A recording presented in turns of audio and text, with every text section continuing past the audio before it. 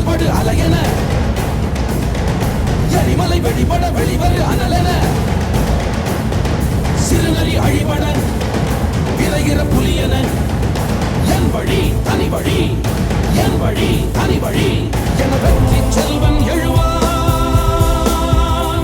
தன் வேட்டை முடித்தே வருவான் என் வழி தனி வழி என் வழி தனி வழி என் வழி தனி வழி என் வழி தனி வழி என் வழி தனி வழி.